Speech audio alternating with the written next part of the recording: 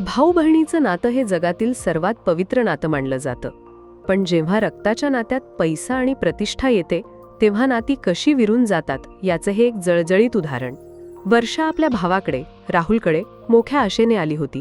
तिला वाटलं होतं तिचा लाडका भाऊ तिला मिठी मारेल, पण राहुलने तिला फक्त शिळं अन्नच वाढलं नाही तर तिचा अपमान करून तिला घराबाहेर काढलं. पण त्यामागे राहुलचा जो हेतू होता तो जेव्हा वर्षाला समजला तेव्हा तिने भावाचे पाय धरून माफी मागितली. काय होतं असं त्या शिळ्या अन्नाचं रहस्य? जाणून घेण्यासाठी ही कथा शेवटपर्यंत नक्की पहा. वर्षा आणि राहुल. लहानपणी आईवडील वारल्यानंतर वर्षाने स्वतःचं शिक्षण सोडून मजुरी केली आणि राहुलला शिकवून इंजिनियर बनवलं. राहुलची प्रगती झाली, त्याला मोठी नोकरी लागली. वर्षाचं लग्न एका साध्या कुटुंबात झालं. परिस्थितीमुळे वर्षाचं जगणं कष्टाचं होतं, पण तिने कधीच राहुलकडे काही मागितलं नाही. 10 वर्षांनंतर वर्षाच्या मुलीचं लग्न ठरलं. पैशांची नड होती म्हणून ती मनावर दगड ठेवून राहुलच्या मोठ्या बंगल्यावर आली.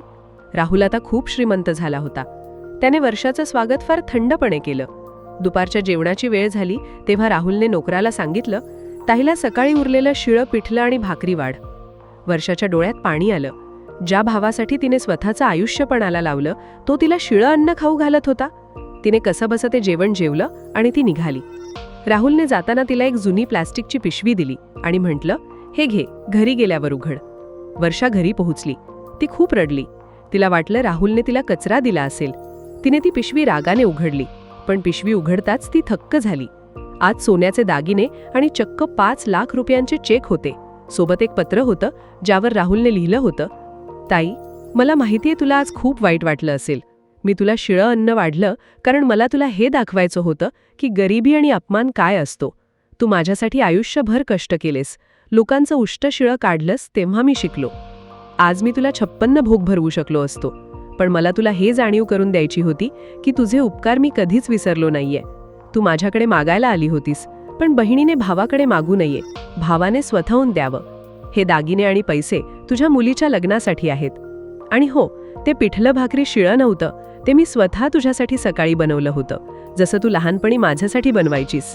मला बघायचं होतं की तुझी माया अजूनही तशीच आहे का. ताई, मला माफ कर. मित्रांनो, वर्षाने ते पत्र छातीशी धरलं आणि ती ढसाढसा लढू लागली. भावाचं हे प्रेम बघून तिचे सर्व कष्ट एका क्षणात दूर झाले. कधीकधी नात्यात दिसतं तसं नसतं, त्यामागे एक अफाट प्रेम दडलेलं असतं. पैसा येतो आणि जातो, पण रक्ताचं नातं शेवटपर्यंत सोबत असतं.